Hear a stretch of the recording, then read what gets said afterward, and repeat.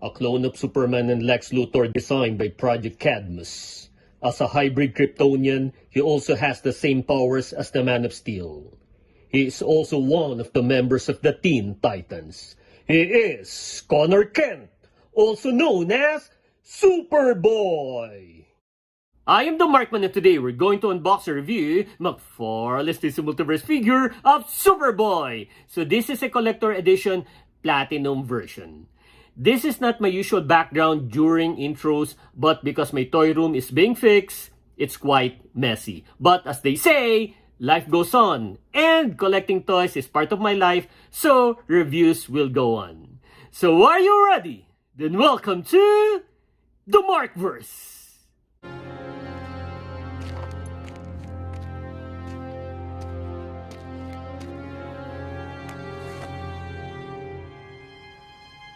Is that what I think it is?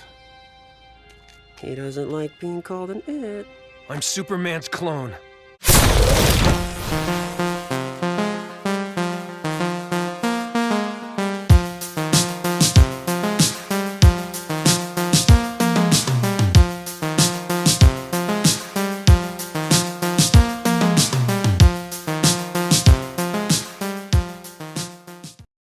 This is a Platinum Collector Edition of McFarlane, and this figure is based on the Team Teen Titans. But before I continue, I just want to get this out of my chest. I expected the regular Collector Edition when I pre-ordered this, but this is what I got when they delivered it. However, it's not the fault of the supplier because they had a disclaimer that delivery will be random and could either be a regular or Platinum. I got the Platinum. The difference, I think, is the color of the pants. This is a lighter color jean, and obviously, this has the letter L on top of the S emblem. Don't worry about the head because it has the same 3 interchangeable heads as the regular one. It so happens that the default head of this is the bald one, while the regular is the neutral one. The third one is this angry or cringing face.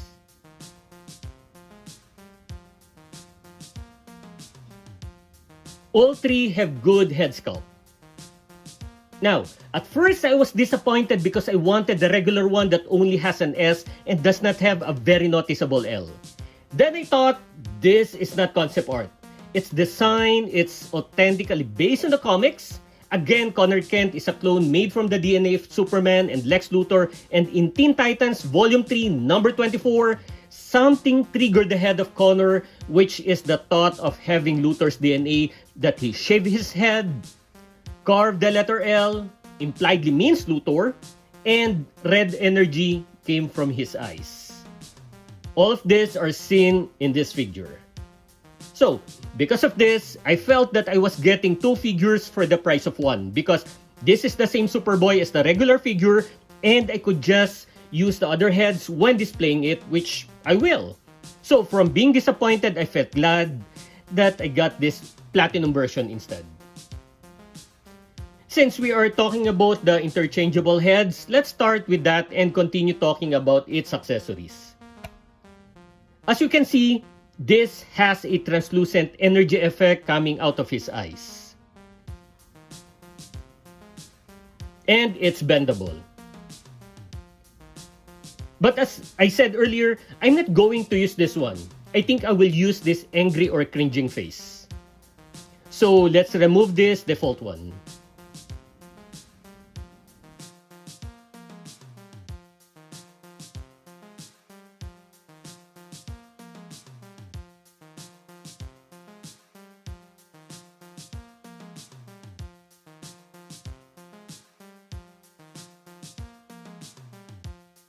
Okay, so this is better for me. He has this trading or art card which, because of the poor choice of McFarlane clamshell packing, it got creases. It's hard to remove it when I was unboxing it. You know, there are only very few of my art cards that have creases. So, McFarlane, please change your packing. Then this usual base, then this environmental base that has pegs, I guess you can use this when Superboy lands on the ground, creating an impact. I'm glad that they included a flight stand. Last is this pair of alternate hands, a pointing and semi-closed fist. For his body in general, I do not know why he doesn't have any muscles. They made him slim from his arms, torso, to his legs. He doesn't even have a butt. It's flat. And I don't get it. And his body symmetry, something looks off, but maybe it's just my point of view because he's just slender.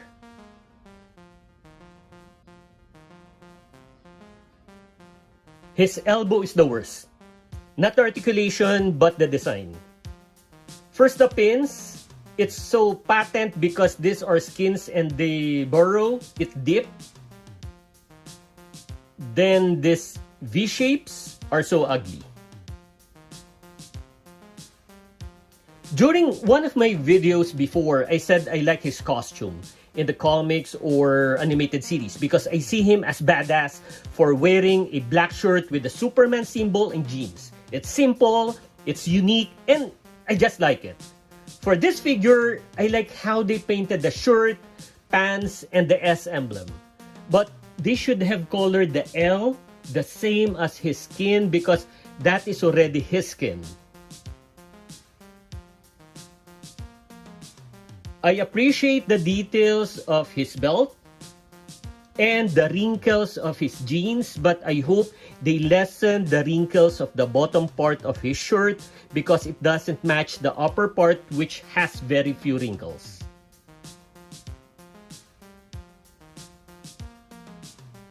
Going back to the jeans, I do not have any comic references if he has pockets in front and back, because here, he doesn't have any. It's unusual, but I would just give McFarlane the benefit of the doubt. Superboy's jeans doesn't have any pockets in the comics. Then the shoes. Okay, now let's measure him.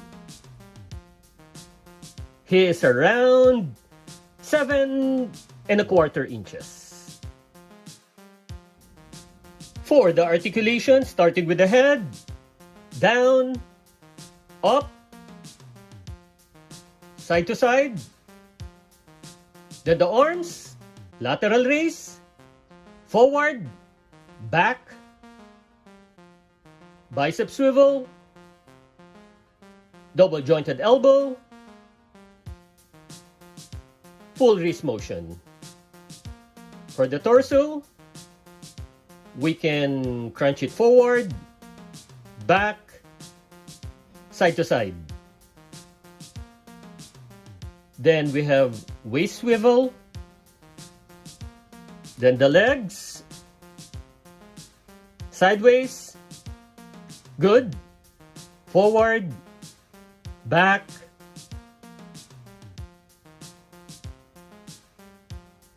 double jointed knee,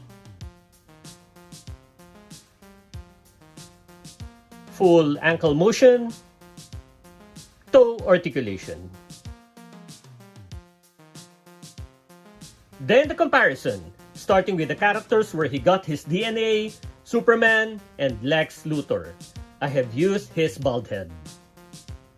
Then Superboy Prime, and my other Superboy from the Reign of the Superman. Then Eradicator, Steel, and Superman wearing the solar suit. Then with some members of the Teen Titans, Starfire, and Raven. Then Arsenal and Kid Flash. Here with Beast Boy. Lastly, Wonder Girl, Speedy, and Nightwing. That's the comparison.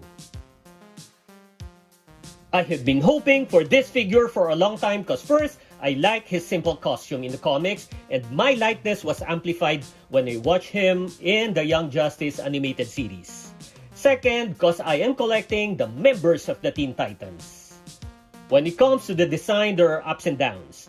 I like the head sculpts and its costume color finishing, but the elbow, worst design I've seen with that V-shaped design and deep pin joints, and also the slim body with no muscles.